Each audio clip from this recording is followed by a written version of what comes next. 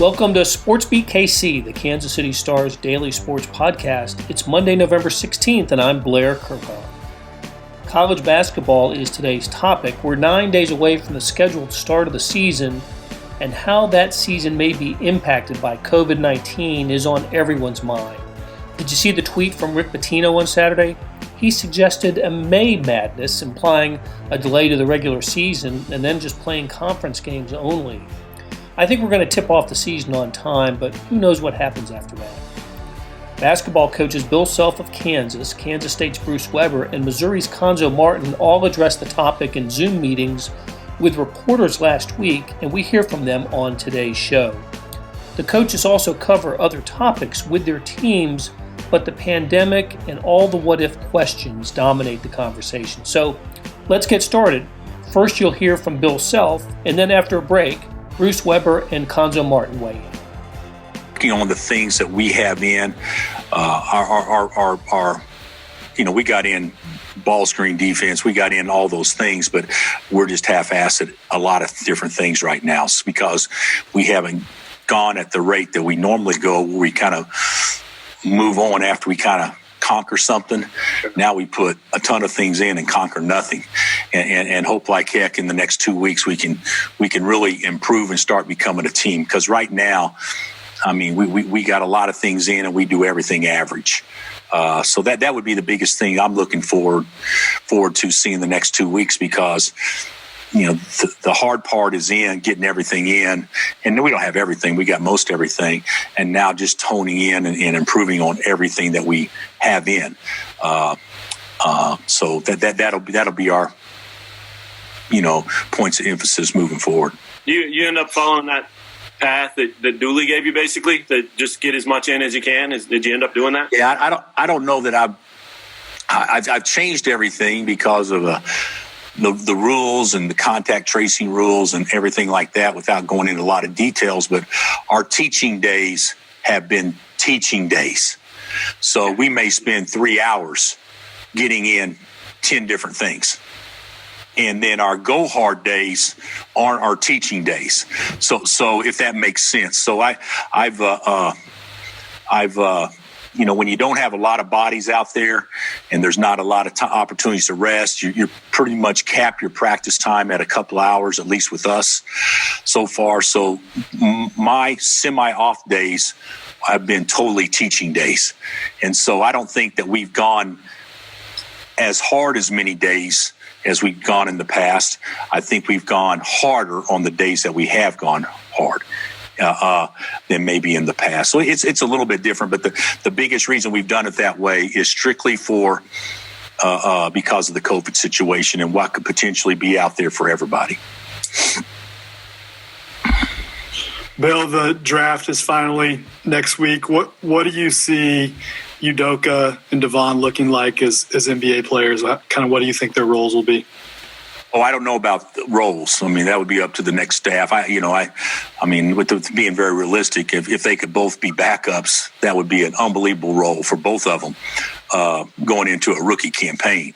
I don't think anybody's going to be drafting either one of them and thinking, well, he's an immediate starter.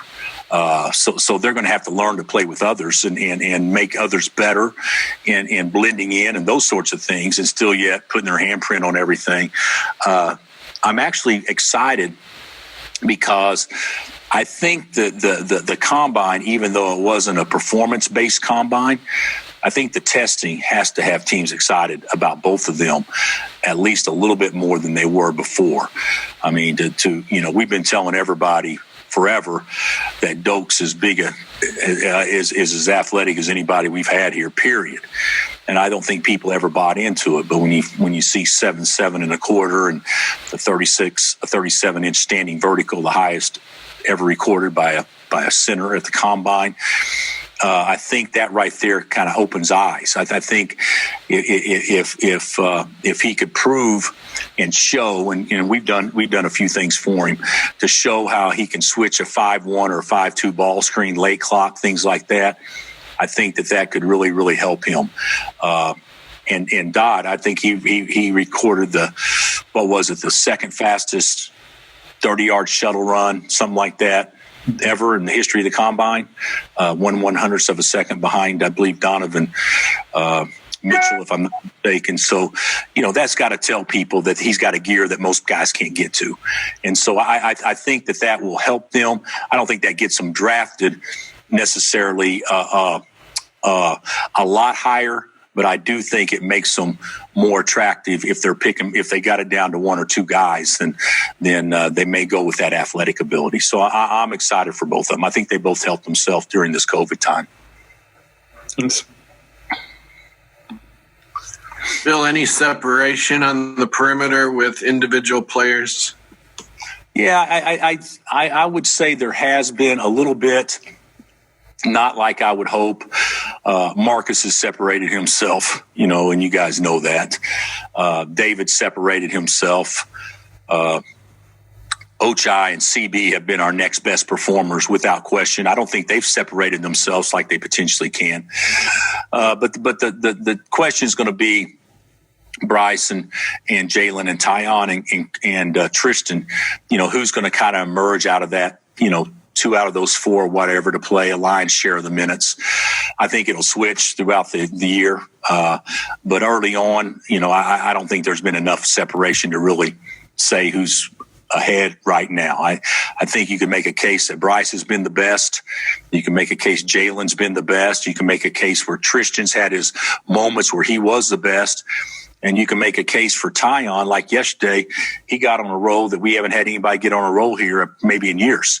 In practice yesterday.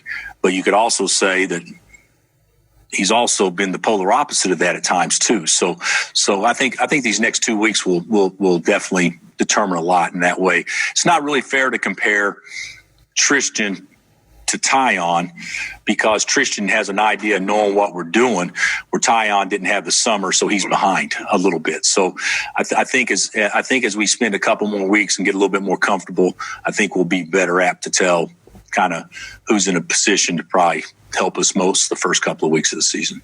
What did Tyon do that was great? Excuse me?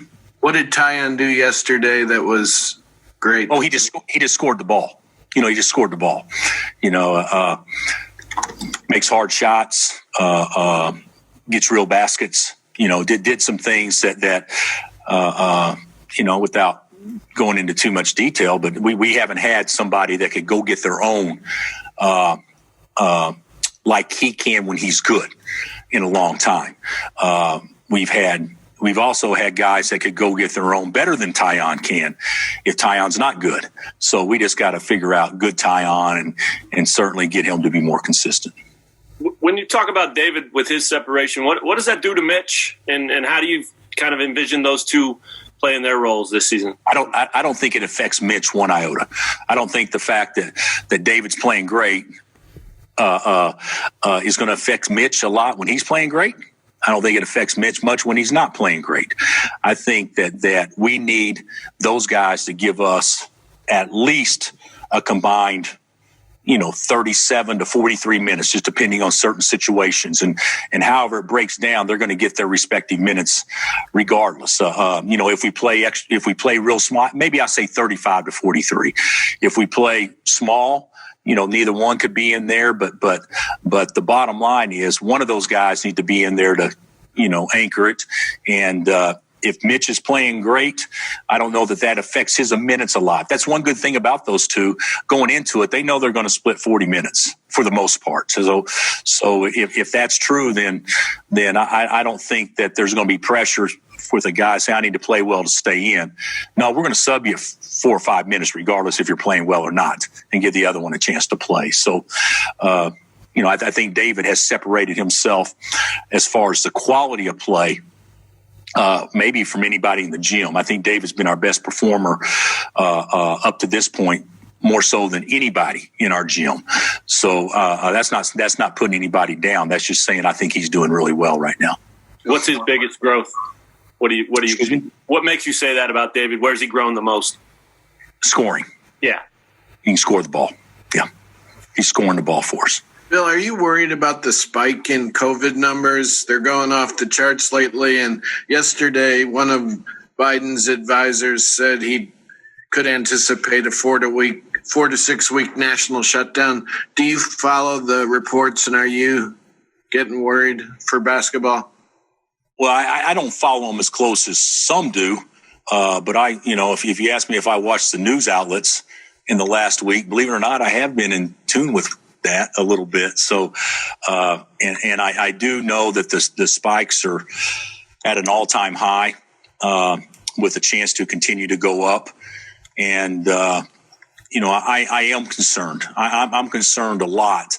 If I'm not mistaken, wasn't it reported that OU was shut down? Was it 2 days ago or something like that? I see Seton Hall was shut down, and I don't think it's going to be unusual for anybody to get shut down based on this. It may be the team that only gets shut down once as opposed to twice for a year. But the thing that is so nerve-wracking for a coach and for his team, but if a team gets shut down, you may miss out on those 4 games, or you may play those 4 games with not your full roster. And when you come back, you're not going to be worth the flip because you haven't practiced for 2 weeks. A shutdown is going to mean a team that's playing a tough schedule go 0-6. That's just the reality of it. So that makes it hard. That makes it hard, and so certainly we need to be disciplined and do everything we can to give us the best chance to play just like everybody else does. But there's so many things out there that, is beyond control. You can put guys in a bubble. We have as good a bubble situation as anybody in the country with McCarthy Hall. We bring our student athletes their food. They don't even go out to get their food. We set, 6 feet apart in the locker room. We have to wear a mask in the locker room. It's stuff that our players have bought into. But that doesn't mean that guys can't have contact with somebody that's been exposed at any point in time, nor coaches or anybody else. So I think the thing about all we can do is try to do what we can do to remain as safe as possible, but knowing that even if we do that, that's still not a guarantee for anything. Hey, it's Blair. We have a special subscription offer for SportsBeat KC listeners: unlimited digital access to the Kansas City Stars award-winning sports coverage. Sign up now for 1 year of Sports Pass for access to all the sports news, features, and columns presented on the kansascity.com site, and it's only $30. That's a 40% savings off our regular rate. Your subscription will automatically renew after the initial term at $50 unless you tell us to cancel. Your subscription helps support the sports coverage of kansascity.com and the Kansas City Star, and that support has never been more important. Please visit kansascity.com/SportsBeatKC offer to get this special offer. And as always, thanks for listening. You just heard from KU's Bill Self. Now, here's Bruce Weber of Kansas State, followed by Missouri's Cuonzo Martin. Weber speaks about the Wildcats' latest signed player, Logan Landers, and how recruiting was impacted by the pandemic, and later he gets into the challenges of scheduling. Martin also covers scheduling and how games could be impacted in bunches, not just one game being affected by COVID-19, but a week or 2 weeks worth of games. So here we go. Just with the way that kind of COVID cases are rising right now in the country, just how tenuous does it feel like the basketball season is right now? Well, I'll be honest, I'm worried. You turn on TV and last night, 4 SEC football games canceled, and then a Big Ten game canceled, and it's scary. And I almost don't even want to bring it up to our players because it's been stressful on them. Obviously, we've talked about winning the weight, enduring this whole thing and getting to the season. We're so close. I hope we can find a way to have a season for them and still keep everyone safe. But it's there's some worries. There's no doubt about it. We'll just have to wait and see. I hope, I just hope and pray people wear masks. People are respective of it. They respect the virus. Obviously, it's, took a turn for the worse here the last week or so.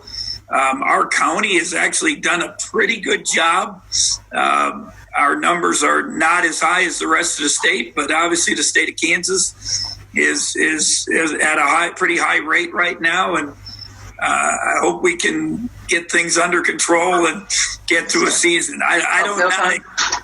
It's not going to be a perfect season by any means, and I think we all got to anticipate cancellations, changes, and just make the best of it and try to get in as many games as possible. Can I ask too, just who has impressed you the most so far through the practices you guys have had? I think Mike McGurl's been the most consistent. There's no doubt he's made a big commitment. I think he's taken a big jump. I've said it before. His physical part of it, his body's much more ready, athletic, stronger. He's doing what a fourth-year guy should be doing now. I've told Mike he's got to do it on the court, in a game, in a live situation, and do it consistent. And so I did a couple national interviews this morning, and how's your team going to be? I have no idea, to be honest. We have no exhibition games, no scrimmages. Lately it's been a lot of 4-on-4. So I don't know. I like what our guys have done. I like how hard they've worked. I like what Mike has done on a daily basis, and he's done a good job. Our big guys have been pretty impressive. We've thrown the ball inside. We feel good about it. I think even our guards are getting more and more confidence and looking for them. Both KC and Davion can score inside, their physical presence that we haven't had in a while. We've had to go back to our playbook to find some plays to get it inside, true post-up type actions. So we feel good about them.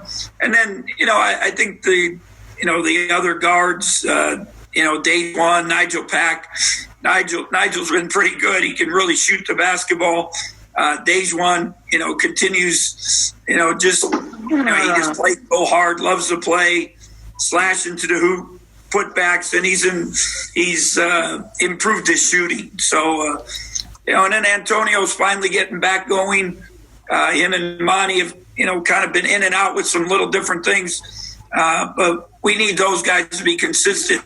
Bruce, I noticed that South Dakota State had dropped out of the Little Apple Classic. What's kind of how are you guys moving forward with that event without them? Well, we are trying to scramble to get another team. I'll be honest, I was hoping we had something. We think we're close to having another team join the tournament. I was hoping today not only to announce Logan signing and talk about him, but also to announce some schedule changes. But we haven't got contract signed yet. But we hope we have another team, and we would keep the same format, play Wednesday, Friday. I talked to Coach Boyle last night, and I think both of us agree we still, we're going to have to expect the unexpected and, just kind of make do. If we only have 3 teams, just everyone play a round robin, just so you get games in. I think that's that's the goal, and, to get a couple games in and to start the season. And I know the players are excited. It's even though it's only 2 weeks away, it's been a long time coming, and they want to get on the court, and hopefully we'll be able to do that on that Wednesday, the 25th. And you mentioned Logan in there. What makes him such a good recruit for you guys? Well, I think it's obviously it's hard to recruit right now. If we didn't get to finish last season, and then you didn't get to recruit, so you made do. We've talked about it before on some of these Zoom press conferences that our coaches have done a good job of our coaches have done a good job of getting our faces out there, getting our voices out there. Logan was one of the first guys we did our original Zooms with. A young man we kind of found I don't want to say by accident, but just by word of mouth.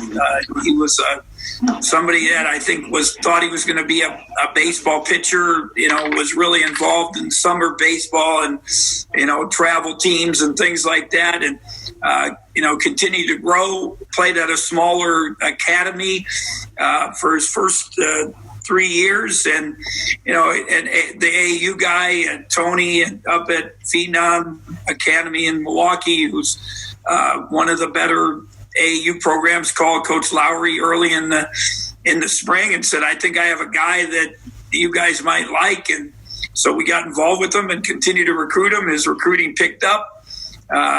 And we just kind of hung in there. And at the end, he just said, you guys, I've always had a great relationship with your coaches. You guys have stuck with me, and just excited to have him. Very, very skilled.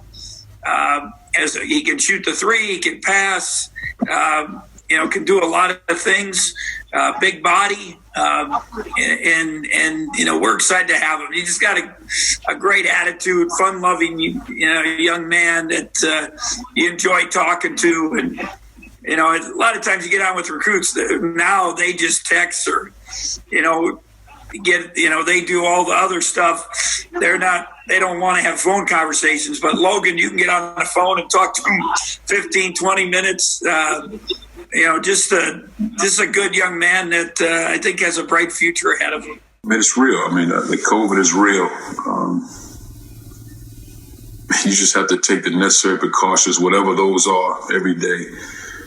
And just and I don't know necessarily you hope for the best. I mean, because again, it is what it is, and you practice, you prepare. And it's one thing to tell your guys to stay out of harm's way. Well, if I'm dating somebody and they're coming from out of town, and I'm dating them, we're in a relationship. My family come from out of town to come see me play. I mean, everybody's not wearing that mask amongst family. Everybody's not getting tested every hour. So those are the things that take place. And you have to be careful. As long as our guys are doing the right things, that's it. I mean, I'm hopeful that we can have a season. And our goal is to try to take one game at a time. The NCAA allows us, we have to get at least 13 games to be NCAA tournament eligible. And right now we're scheduled to play 27. So, I mean, again, we'll take it one day at a time. I just think that the difference, I think, in football and basketball, if we drop one, we're probably going to drop 2 or 3 games. Possibly 4, because of the way we play our games. And that's tough. Then you're talking about the time you're out, where you still have to have reps amongst the team to get prepared for the next time you get back on the floor. So, yeah, we'll see. Ben? Cuonzo, how do you feel like the different non-conference schedule, it's obviously not the same as it usually is. How is that going to affect the way the season flows? How will it affect your team, you think? I think it's simply basketball. I think that's the great part about it. I think more than anything, our guys are probably ready to play. I would imagine guys all around the country are ready to play because of the pause in the previous season. And now you're talking about from March 13, 14, 15 up until now, we hadn't played games because normally this time of year we're playing games. And though we weren't here in June and July, it just feel like our guys are ready to go now. It's time to play basketball. And I just think with basketball players, you want to play games. You want to play this good competition. You want to play games. You want to compete. Some might think it'd be a little bit different because of the lack of fans that you may have. But I think once the ball's tipped, it's basketball. And you're trying to win a basketball game. Mitch? Cuonzo, I know you all have been trying to find kind of one of these multi-team events ever since the Myrtle Beach tournament got moved, and there's been some headaches there. I'm curious, just how big of a challenge has that been, and why is that an important thing in your mind to add to the non-conference schedule? Well, I think you play against a different opponent, and in most cases, you like to be Florida, different places where it's hot this time of year. But I like to think we're finalizing to play in Connecticut at the Mohegan Sun. And I think it's Boston College right now in Oregon. I just think it's a matter of signing contracts and getting that done. But the difficult part, I think it had more to do with COVID than anything. And some conferences not allowing their teams to play in certain tournaments. So then you're scrambling. I think there were a lot of teams scheduled to play in Orlando. And then I just think with their testing policies, A lot of teams backed out of that, so they just shut Orlando down. So we were just trying to find tournaments. We thought we had some in South Dakota, but that didn't work out. So now we are in Connecticut. And I think this should be it for us. Joel? Hey, Cuonzo, how's it going? All right, how you doing? Good. So banking off of Mitch's question and talking about MTEs, how do you feel? Because I know Boston College is the first team you would play to get down to Mohegan Sun, and they actually have another tournament they're going to be involved in at Mohegan Sun about a week or so before then. How do you feel giving teams, traveling here and forth or playing other programs that are traveling back and forth before you get to see them? Well, for us, it doesn't necessarily matter because we'll play games before we get there. And I think what happens when teams play games, you get a chance to have some type of film study because if not, all you're going off based on what they did a season ago. And sometimes teams make changes or adjustments, especially to their rules. So it's always good to have some game footage just to give yourself a game plan going into the game, though probably 75-80% of what we do is what we do. But you always want to have an understanding of the teams that you're going against. So we'll see. But, I mean, it doesn't bother me at all. Honestly, I guess what I'm really alluding to is, do you feel like it poses any risks to COVID, given the amount of teams that are going into the tournament before you get there and while you're there? No, I don't worry about that just because of the testing policies. And I think COVID is real, and we're not running from the realities of COVID. We just have to make sure we're doing the necessary things to prepare ourselves to play in games and make sure our guys are healthy. And I imagine Boston College is doing the same thing in the COVID. We spent a lot of time talking to the people that run the Mohegan about their policies and making sure that their protocols are in line with at least with the SEC, because if not, we wouldn't play in the tournament. Cuonzo, in addition to that, multi-team event, could we see more games added to the non-con schedule at this point? I think if you lose some, if we lose some, we have a window. Because the key is two things: you have to lose some, and you feel like you can't get them back, and then you have to have a window to make that game up. And I think if there was anything made up, it might be a team closer in proximity to where we are on this campus, as opposed to trying to get on a plane to go play somebody. So I think that would be just trying to get somebody to say, okay, can we make this work? And if that party can make it work, then you might see a game. Yes.